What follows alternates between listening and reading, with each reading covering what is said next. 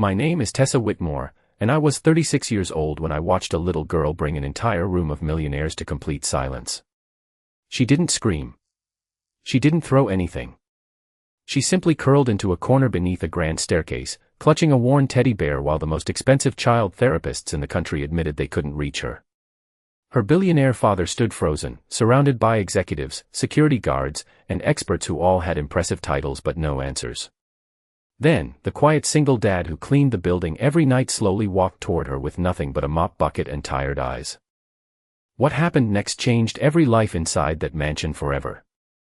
Before we continue, if you believe kindness is stronger than money and that everyone deserves a second chance, please take a moment to like this video, leave a comment, share it with someone who needs hope today, and subscribe to Kindness Tallis 2.0.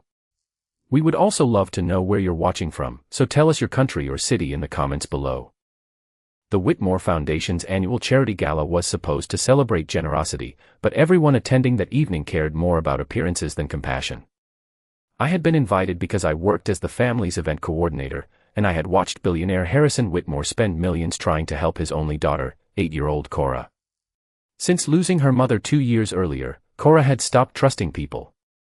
She refused school, rejected every nanny, and quietly pushed away every therapist her father hired. She wasn't angry. She was simply carrying a sadness that nobody seemed willing to understand. Among all the tuxedos and designer gowns, one man barely attracted a glance. His name was Malcolm Avery, the overnight janitor who had worked in the building for 4 years. Every evening, after finishing his shift, he picked up his 6-year-old son, Rowan, from a neighbor who watched him while Malcolm worked 2 jobs. Most people knew nothing about him except that he always arrived early, greeted everyone politely, and somehow kept the enormous building spotless without ever complaining. People often walked past him without making eye contact, assuming his uniform told them everything they needed to know. That night, when Cora slipped away from the ballroom and hid beneath the staircase, panic spread quickly. Security searched every hallway while guests whispered about another embarrassing scene. Harrison looked defeated. Every failed attempt to comfort his daughter seemed to deepen the distance between them. Therapists spoke carefully about trauma, emotional regulation, and specialized treatment plans, yet none of those words reached the frightened little girl hugging her teddy bear with tears quietly running down her cheeks. Malcolm happened to be replacing a trash liner nearby when he noticed the crowd gathering.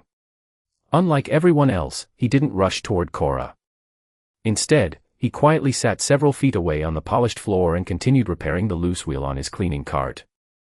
He never looked directly at her. He never told her everything would be okay. He simply created a peaceful silence that didn't demand anything from her. After several minutes, Cora slowly peeked over her teddy bear. She noticed the tiny toy dinosaur attached to Malcolm's keychain. It was old, scratched, and clearly treasured. Malcolm smiled softly and explained that it had belonged to his son since preschool. When the dinosaur accidentally fell onto the marble floor, Cora instinctively reached forward and handed it back. It was the first time she had willingly approached another adult in months. No one in the ballroom understood what they were witnessing. There was no miracle. No dramatic speech. Only patience. Over the following weeks, Harrison quietly asked Malcolm if he would spend a few afternoons each week around Cora. Malcolm hesitated. He wasn't a counselor or teacher. He was simply a father who understood that broken hearts rarely healed through expensive solutions alone. Harrison insisted, not because Malcolm possessed special qualifications, but because his daughter smiled for the first time after meeting him. Malcolm never treated Cora like a fragile billionaire's child. Together with Rowan, they planted flowers in the mansion's neglected garden. They painted old birdhouses instead of playing with luxury toys. They baked uneven cookies that filled the enormous kitchen with laughter instead of silence. Rowan became the first friend Cora had made since losing her mother. Watching the 2 children chase butterflies across the lawn reminded everyone that happiness often returned quietly, not dramatically. As months passed, Harrison began noticing something even more surprising. His own relationship with Cora improved because Malcolm gently encouraged him to stop trying to solve every problem with money.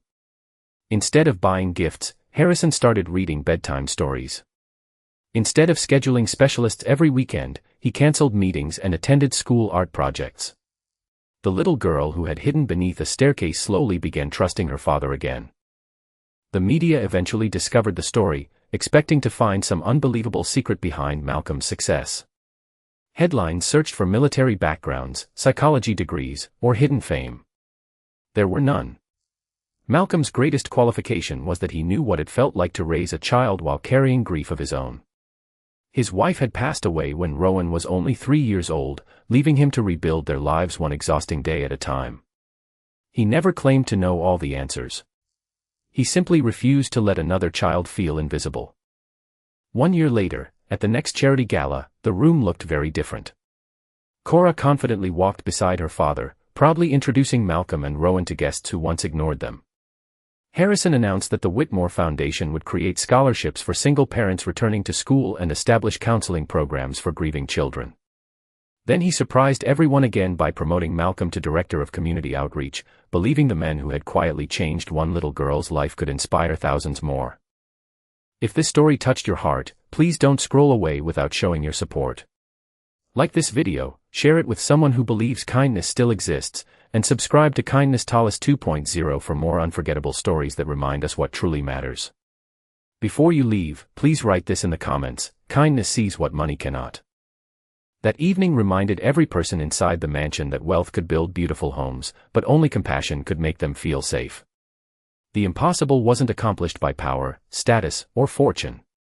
It was accomplished by an ordinary single father with a janitor's uniform who understood that sometimes the greatest gift anyone can offer is simply sitting beside someone until they no longer feel alone.